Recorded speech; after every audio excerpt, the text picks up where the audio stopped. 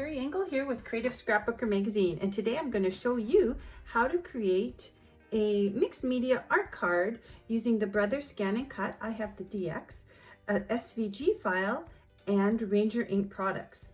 An SVG file, once you purchase them or download them, becomes a digital stamp of sorts, and the workplace canvas that you download that accompanies your Brother Scan and Cut allows you to resize it, rotate it, you can manipulate it, and you can then cut the file out, or like I'm going to show you, you can draw.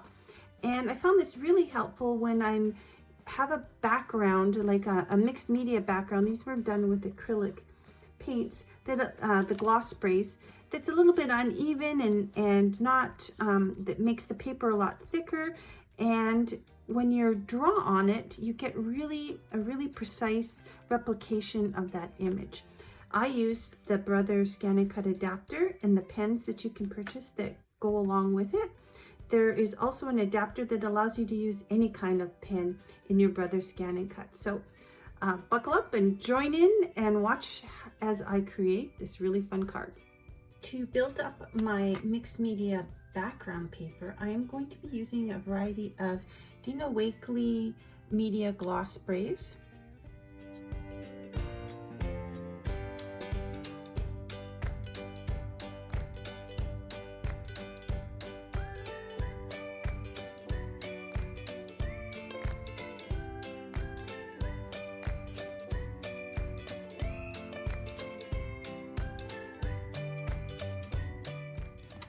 So you can kind of see where I'm going to cut this into sort of 6x6 squares. So my design is going to get drawn here and here and here and here. So what I'm doing is I'm going to lay down a little bit of white there so that the design will pop even more when I draw it.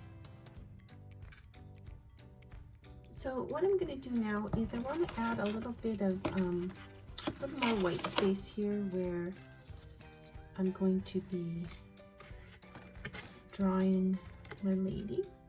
So I'm going to take the gloss spray acrylic white and I'm just going to sponge it in those spaces now that it's sort of dry. This is a little wet, so I'm just going to pull it over here just to give it a little bit of a paler background.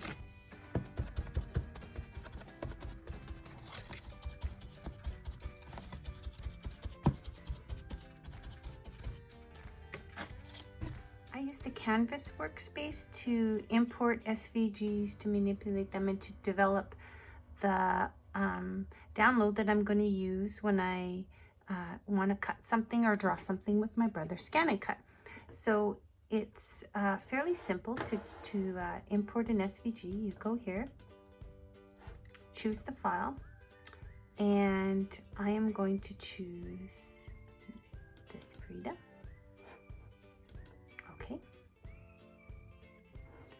Reducing it.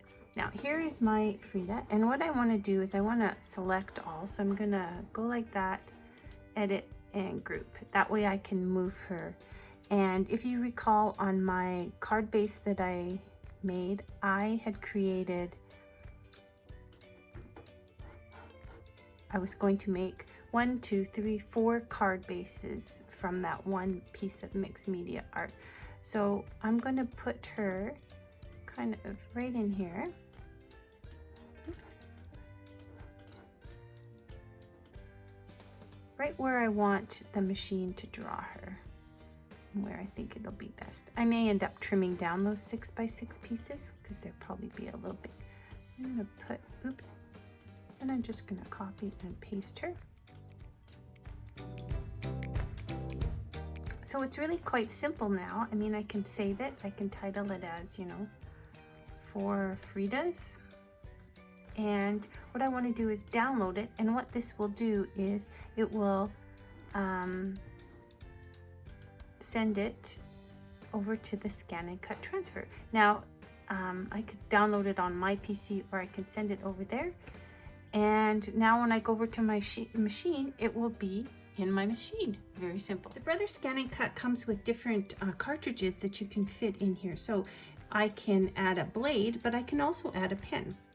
And the pen, you can get them in different colors, but we're going to use black for this project. You simply stick it in there and then pop it in to the cartridge. They also have cartridges that will hold other types of pens as well. So here we are at the control panel for the Scan and Cut. I'm going to turn it on and wait for it to warm up. To move the mat into the ready position, we push this square button here that looks like a mat. You can see my mixed media fingers here. Sorry about that. So now the mat is going to move into position.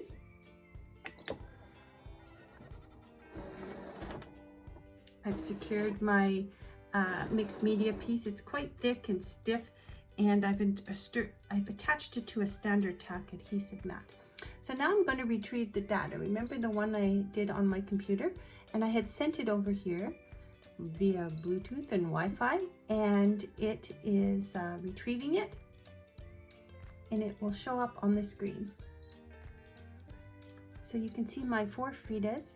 Now the design is quite small, so I know that my lines are going to be a little thicker around her face, but I want this to be able to show up on the acrylic background, because then I'm going to paint it and do a bunch of things to add to it, to create some mixed media and some fun. So I'm not looking for you know, the precise precision that I would want when I am cutting something out. So I am choosing draw, and I've got a pressure of 3, which I've tested out before, which was a nice pressure. When I went lower than that, I had to push down harder, because the surface is a bit textured and raised in spots because of the acrylic paint. So then we're going to press start, and it will go.